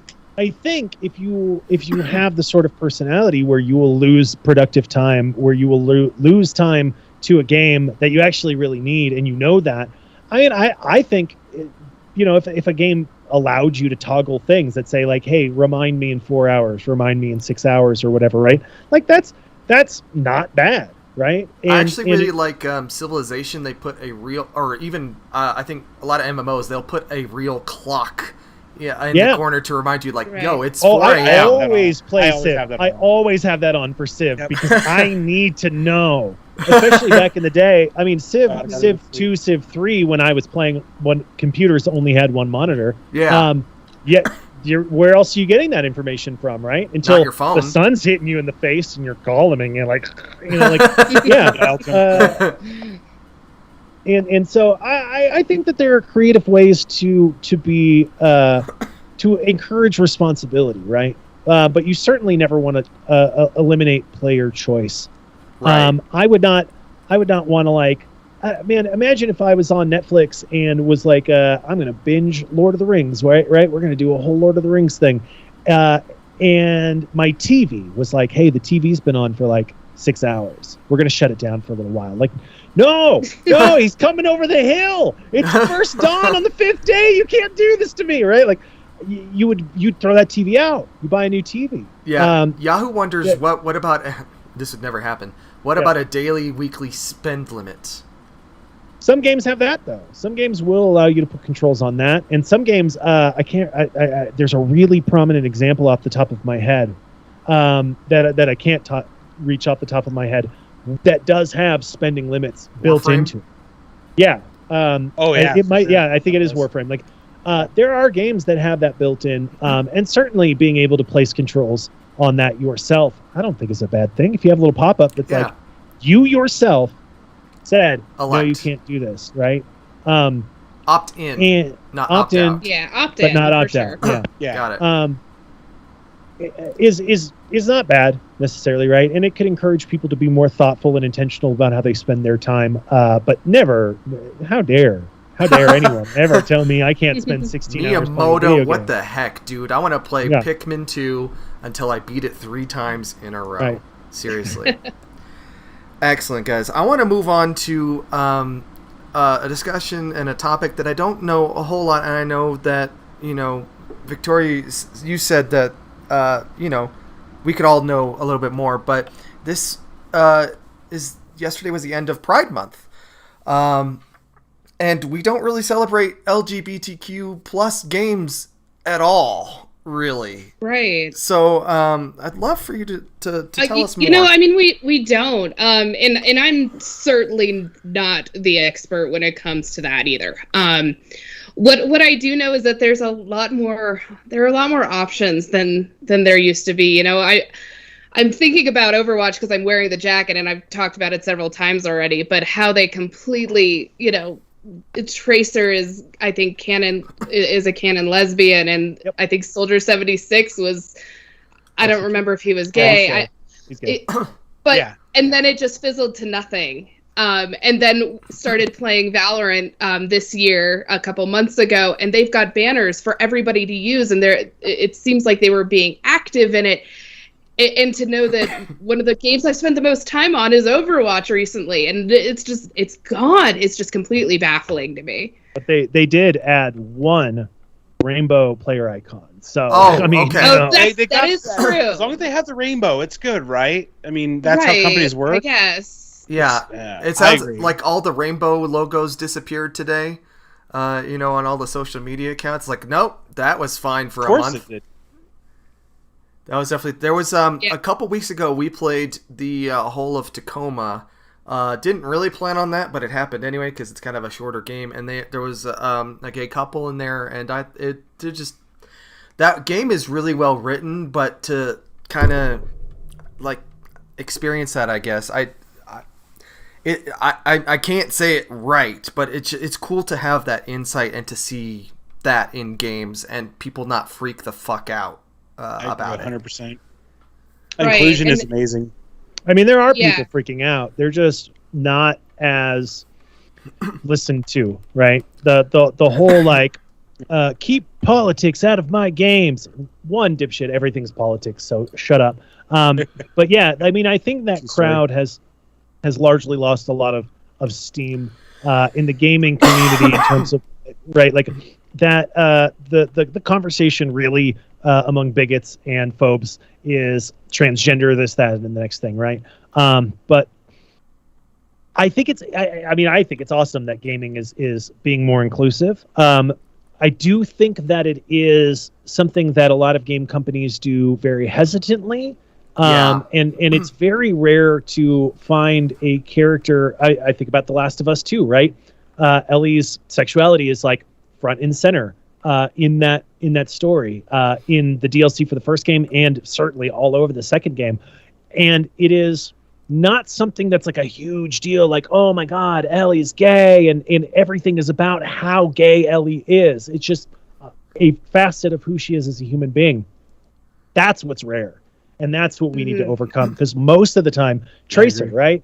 Tracer being canon lesbian, they literally wrote an entire fucking comic book just to be like, look how gay Tracer is. Look at her girlfriend. Because they put out lore. Yeah, they put out lore once every 14 years for Overwatch, right? So they put out a comic, and it's all about how gay Tracer is, and then that's all anyone can talk about, right? And really, like, inclusivity is great, but normalization's better. And that's the next step, I think, for gaming, is where you have characters that are incidentally, or you don't know. It's just not a thing. We don't have to have a love interest in every story. My favorite game of all time, Final Fantasy Tactics, one of the reasons why the story is so great is that they do not shoehorn a romantic subplot into the game. It is all about intrigue and politics and backstabbing and magic and killing gods and stuff. And at no point does the character ever go like, hey girl, what up? I've got to romance this. None of that shit. Yeah. Outer Worlds, Parvati is one of your first companions. It doesn't have to have that. Yeah. And just have it, it's romance. It's not, look, I'm a gay romance about to happen right now. It is, right. I am a woman, I am in love with another woman. And it's like, but what? Ironically, also happens in the Outer Wilds. What? You got both of them. Happens in Mass Effect, happens in Dragon Age. BioWare has historically been pretty good at letting you have your choice without making a whole fucking to-do about it, right? If you want to play FemShep and seduce Miranda, which is literally every Mass Effect 2 game playthrough I've ever done, they're not like, oh, you picked the gay option. They're like, all right, you want to fuck Miranda? Exactly. Who doesn't? Who cares, right? Like, but I think you make a good point, Rain, is that it's creating compelling characters that just happen to be gay. I think that's the biggest thing. It's not like Victoria was saying, it's like, let's just prop up this character and say they're gay so everyone can be like, oh, we're super great. We're an awesome company because we have gay characters. It just happens to be that person. It's normalizing instead of just using it as propaganda for your company. This is a normal thing. We're all just human beings. We're all just people. It doesn't matter if you're gay, straight, or transgender, whatever. You're a person. You are who you are, and it's creating that I think it's creating that ideal among everyone in society, so we can just move forward as a people and not get so hung up on it, because that's the stupidest thing to ever be hung up on. Because at the end of the day, we're all human beings spinning on this marble, right? That's the way I look at it, And I think that's the biggest thing. Create compelling characters that just happen to be a way, the other thing, even not to stray away from the gay and lesbian, but even Symmetra's autistic. And so even they're trying to elevate it. While I find it interesting because I happen to, have a lot of knowledge and intimately involved with that. It's just, why don't we create characters that are compelling, that have these differences for everyone? Because it's not wrong. Absolutely. It's not. And that's just the way I look at it. Yeah. Exactly. A huge part of the problem, right, is bigotry, right? Yeah. And bigotry is a problem. Intolerance. What is that? Like the same thing happens with racial inclusivity, religious inclusivity, all of these sorts of things, right? Because you have the right-wing white male gamer who insists that gaming spaces are for the right-wing white male gamer. And when you for the longest time they have been. And yes, that's been a safe place for them, absolutely. And that's who's been represented, because that's who was buying video games for the longest time, right? But now everyone fucking plays video games. Black people play video games, white people play video games, gay people play video games. It doesn't matter who you are, you're probably playing a video game. And the number of testimonials you hear about a Disney princess is Asian Pacific or black or whatever, and kids are like, I can be a fucking Disney princess, right?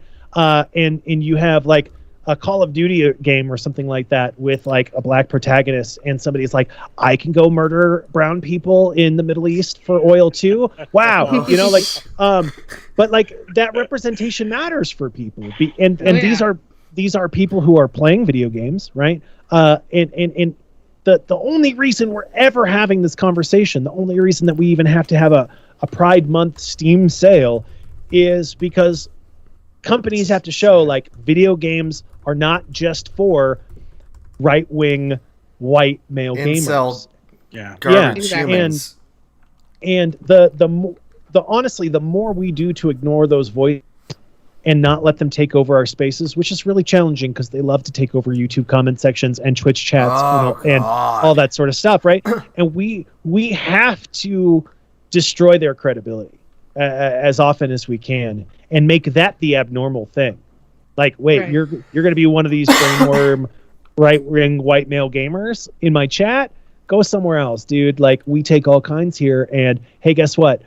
White people are not the only people in the world. In fact, they are the minority globally, right? Like, white Christians are a minority population. Men, in fact, are 49 to 51 statistically on the planet. Like, all of these people need to see it bigger and broader, and we can't let them dominate the conversation. And then it won't be a whole thing when it's like, wow, Ellie's gay. Let's write fucking 17 Kotaku articles about that.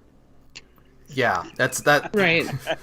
True, man. So true. It's true. The sexuality that launched 1,000 think pieces. Yeah, exactly. Like, and then there's also why is just that like even an issue? Victoria. Yeah, and that it's just supporting the people that are making those. That one of the games that I've been supporting on Kickstarter is Spirit Swap, and it's a game created about queer people of color by queer people of color. And the best thing that white people need to do is to remember there's other folks around. Exactly. You've got the power, might as well do it. And there's plenty of really good games out there that aren't just made by, like you said, the right-wing straight white guy. Yeah, you said Spirit Swap on Kickstarter. Yes, Spirit Swap on Kickstarter. Excellent. And I have my degree path is English Lit, but in literature departments all across the country, right? Like, you have the access and option of reading non-white British dudes writing if you want to. And guess what? It turns out there's a lot of non-white white British dudes out there who have put words on paper, and a lot of it is really, really good. What? And that's a thing. When you are a white person and you only read shit made by European white dudes, then you get the European white dude perspective on the entire world. And when you start to see the entire world through one perspective, everything gets filtered through that lens. When you can play a video game as a character who's not like you, if you can read a book written by someone who's not like you, if you can watch a movie made by somebody who's not like you, you're going to get a different worldview, a different perspective. And you can choose to say, well, that doesn't line up with my worldview and I hate it. That's gross. Or you can choose to say, wow, my worldview is limited in scope. And now I have this phenomenal opportunity to experience a completely different way of seeing the world that I'll never be able to experience otherwise. And that's awesome. And representation in video games and books and movies and everything else is awesome.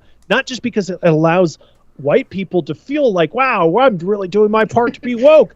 You actually have the opportunity. We talked about Bo Burnham last week. Yeah.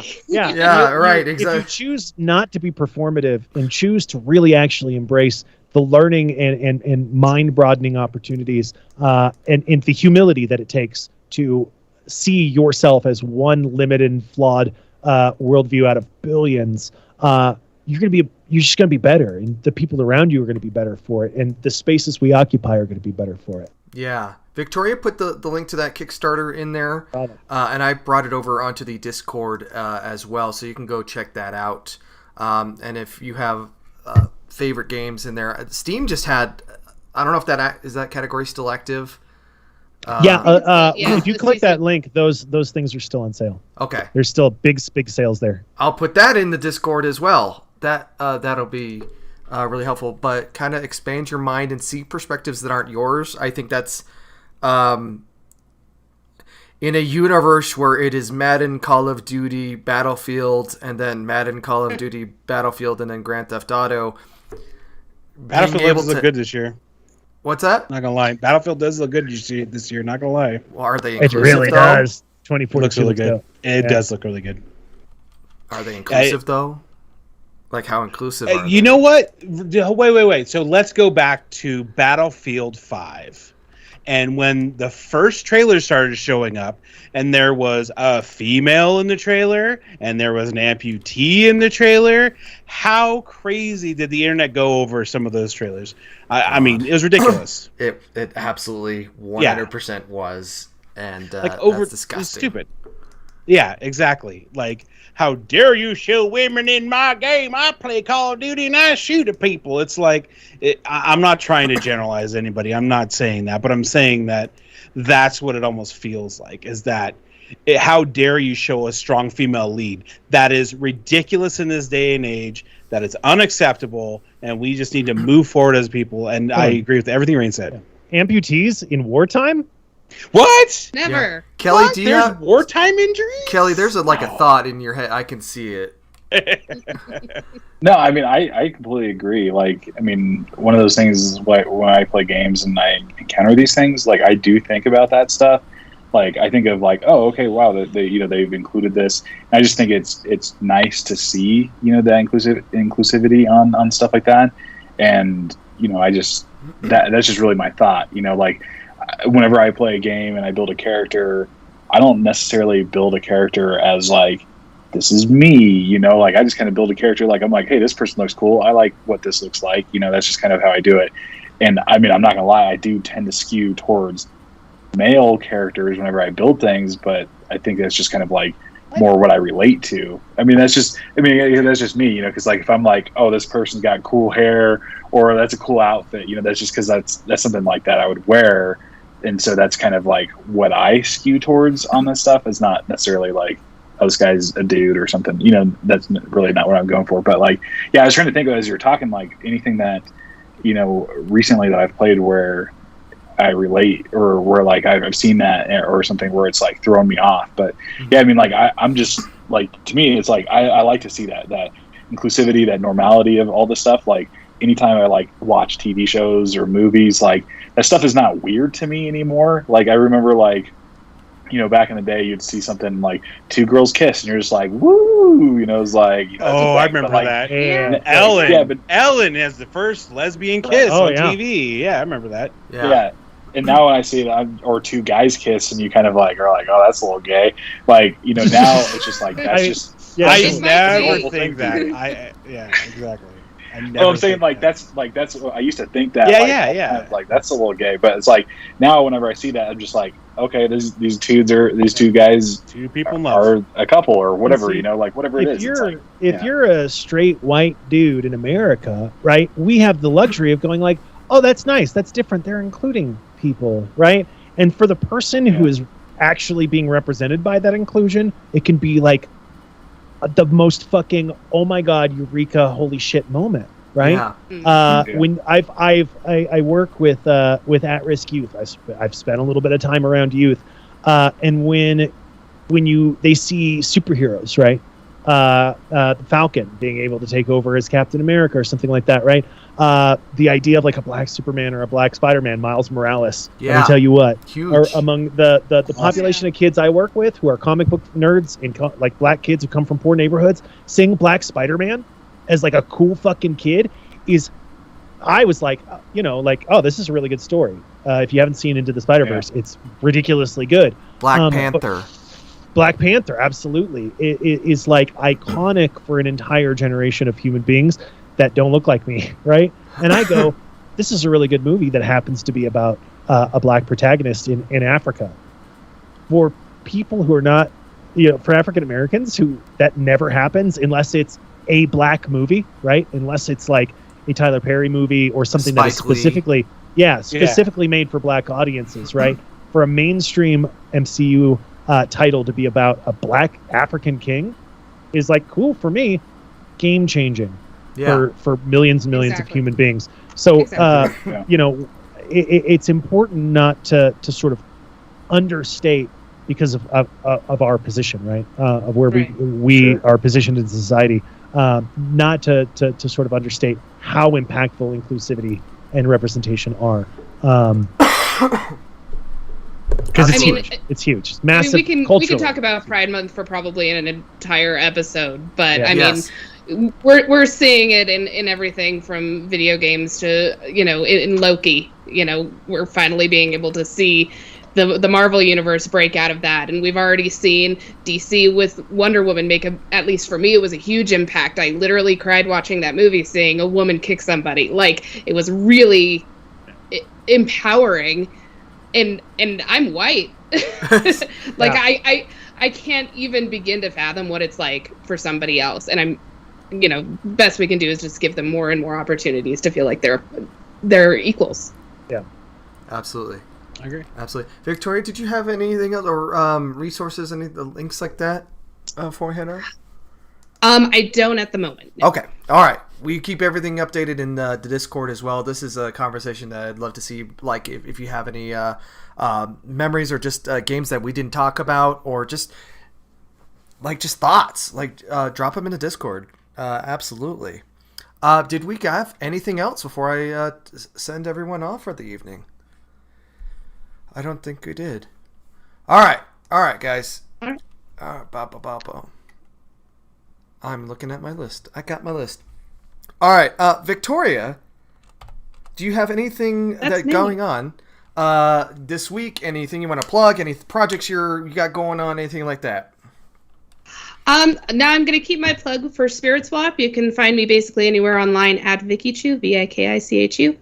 And I got it on the screen there as well. So in case you need help spelling and you couldn't hear, there you go. Thank you so much. Rain, what do you got going on? Good. I felt like that was a complete thought, but you threw an on there and it confused me. No, I'm umming my way through everything. Curveball. Sure. I'm taking. I'm on a pretty big internet break for my mental health right now, so you're probably not going to see much from me on Twitch or YouTube other than like guest spots like this. But the band that I've been working with, 1 vs. 0, streams on Twitch at twitch.tv/1 vs. 0 ONEVSZERO, all spelled out right. And this coming Saturday and next Saturday, we're going to be streaming some improvised stuff. And on the 11th, there is Synth Fest, which is like a ongoing long weekend sort of like online synth EDM sort of festival, and so we're gonna have a slot on Saturday in the late hours of the night. Here it's like 11 to 1, so 10 to midnight Pacific time. And so that's what I've been mostly working on is the band stuff, and we have a really cool sound. And I only just kind of joined as a vocalist, so it'd be cool if you gave that channel a follow and supported the music that I'm trying to make with my buddies. Absolutely. That I met through Twitch somehow. Like a dude literally just came into my chat one day and was like, "Oh, we live in the same town. Oh, hey, you like to sing? Oh, hey, my band needs a singer. Hey, do you want to be my band?" And I was like, I would love nothing more. Like, it's a connection made there. It's crazy. Awesome. It's a misconnection that was not missed. Kels, do you got anything going on? Yeah. Are you going to get a light? Yeah, I'm next week. Once I cancel my subscriptions, I'm going to Lights Plus. Think about how many lights you can have. I'm actually going to come back next week with like a spreadsheet. We'll see where we're at. I'm interested to see that spreadsheet. We should do a pool or something like that. Like we should have a contest for how many. To know how much I'm spending, honestly. But yeah, I mean, if you guys want to bet on whatever, and then I'll cancel a subscription or two. I'll have to figure that out, and then I'll throw that towards some Twitch subscriptions. Right. Hey, support creators. Awesome. Yeah, because other than that, I don't stream or anything. So everybody, you guys got to go check out everybody else. That's fair. Well, and thank you, Kels. Absolutely. And then Jace, what do you got going on? What you working on? Where are you at? I have a long form video I'm working on right now, which you're already aware of. I'm not gonna spoil that or anything, but all the socials all linked to Smirking Pixel, Twitter, Instagram, YouTube, twitch.tv/Smirking Pixel. If I do stream, I'll probably be working on I'll probably do some Final Fantasy streams, 14 streams, because I'm still kind of on that. Oh, sure. I'll work on some other ones, but right now, I've been really focused on editing and working on this video, so I really haven't streamed a whole lot. I want to get this out and really explore more long-form content and stuff like that. But yeah, definitely YouTube. YouTube, search for Smirking Pixel. I'm sure there'll be a link somewhere because Nick's that awesome. But everybody else that's been on here as well, definitely you guys are awesome. I want to see some support for them too. So other than that, that's all I got. Absolutely. I want to thank my panelists for coming on. You guys are always so amazing. Thank you for dedicating your time to hang out with me in the Skype room where I cannot launch a stream to save my life, but maybe I save someone else's. And hey, while we're on the topic of your stream, if you haven't followed the Nth Review, what are you doing? If you haven't liked, commented, subscribed, it's funny. I've got a special end screen here where I'm like, yo, thank you. And if you're watching this live, thank you for hanging out in the chatting with us. I've been watching everything that's coming along. I know everyone else has too. But if you're watching this in the VOD, enjoy this as well on YouTube. And we did get the stream running, so that's a really good thing. It was a marvel getting all 5 of us in the same room, I assure you. If you're on YouTube, like the video. I see how many likes there are. I see there are 3. I see there are more than 3 people in the chat. So I'm not guilting anyone, but if you could hit that like button, smash that like button for the algorithm, that's great. Subscribe if you're not subscribed. If you're on Twitch, watching on Twitch, hey, hit that follow maybe. Check out Patreon. Go check on all my producers over here, my Patreon supporters. I could not be doing this without them. Thank you so much. You keep me fed. It's amazing. So join us in the Discord. We got links in there. We are talking all the time about everything, including Windows 11 and Bitcoin if you wanted to, I guess. Bitcoin. Yeah. So still join the Discord. Social media is everywhere. It's been animating below. You can go back in time and see all that stuff. Tuesday, starting the new Green Room feed. It's going to be shorter, more concise. It's going to be fun.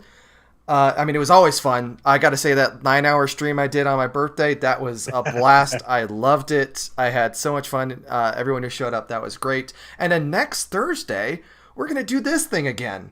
And hopefully I get to bring everyone back because I had so much fun. So, hey, that's all I got. And I'll see you next time.